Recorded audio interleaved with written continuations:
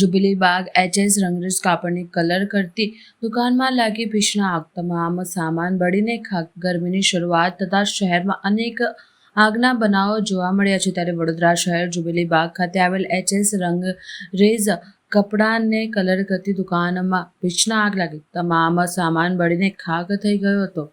ગેસની pipe leakage થવાના કારણે આગ લાગી હતી।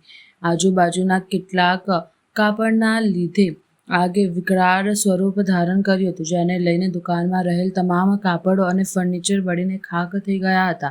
ઘટનાની જાણ ફાયર બ્રિગેડને કરવામાં આવતા ફાયર બ્રિગેડે ઘટનાસ્થળે પહોંચી આગને કાબૂ કરી હતી। કામ કરતા કારીગરો આગ લાગતા બહાર નીકળી ગયા હતા। સદનસીબે કોઈ જાનહાનિ થઈ નથી। આ વર્ષો જૂની દુકાન છે કલરની, અને ગેસથી કલરનું કામ કરે છે, પાણી ગરમ કરી। હવે વર્ષો પુરાની દુકાન છે। હવે સંજોગ વરસાદ પેલી ટોટી ઢીલી પડી ગઈ હશે એટલે એ નીકળી ગઈ, ગેસમાંથી નીકળી ગઈ અને ચૂલો હળગતો હતો તો એ પકડાઈ ગયો। તો ટોટી છે ને આમ લહેરાઈ, આમ આગળ પાછળ થઈ એટલે આખા દુકાનમાં પસરી ગયું। એટલે દુકાનવાળા અંદર માણસો હતા એ તો બહાર ભાગી ગયા, એકાદ બે માણસ હતા તો એ ઉપર ભાગી ગયા। તો એ આખી દુકાન સળગીને ખાક થઈ। કપડાની દુકાન છે, કલરની દુકાન છે, વર્ષો જૂની છે, ના કંઈ નથી થયું। અને તરત જ બંબાવાળા આવી ગયા, સરસ કામ થઈ ગયું, વાંધો નહીં, બધું બળીને ખાક થઈ ગયું, પણ કોઈને ના આ અમારી જ દુકાન છે, પણ અમને કોઈ તકલીફ નથી। ઇસ્માઇલભાઈ। આ ગેસની પાઇપ નીકળી ગઈ બોટલમાંથી તો આગ લાગી ગઈ। અમે કપડાનો કલર કરવાનો ધંધો છે અમારો, તો કપડાને પકડી લીધી આગ બોટલમાંથી ટોટી નીકળીને એવી રીતે આગ સ્પ્રેડ થઈ ગઈ। ના, સરદાર ભવન પાસે જુબેલી બાગ। ના, કોઈની નથી થઈ જાનહાની, કઈ નથી થઈ। ના કોઈ એ હવે કહી ના શકાય સાહેબ।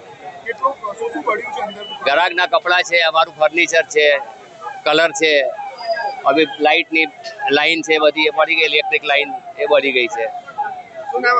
ખાલિદ રંગરેજ।